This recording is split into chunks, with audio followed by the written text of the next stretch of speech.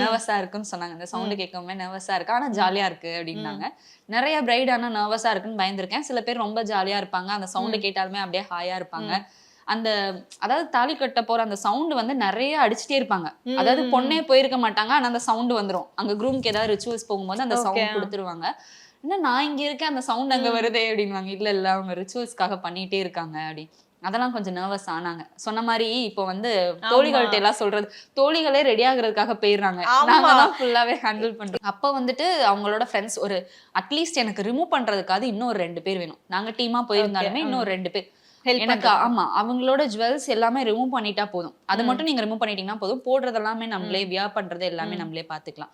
So அவங்க friends வந்து பண்ணியிருந்தாங்க. பண்ணிட்டு நான் அவ்வளவுதான் டக்கு டக்குன்னு கூப்பிட்டுருவாங்கன்னு நினைச்சேன். ஆனா மாலை போடுறது வந்து யாரோ அவங்க மொரலா போடணும்னு சொல்லுவாங்களா, போட்டுட்டு அதுக்கப்புறம் ஜஸ்ட் ஒரு 5 மினிட்ஸ் டைம் இருந்தது ஷூட் பண்றதுக்கு. ரகங்கள் பலவிதம், ஒவ்வொன்றும் உலகத்தரம். தமிழக உற்பத்தியில் உங்கள் அனுஜ் டைல்ஸ்.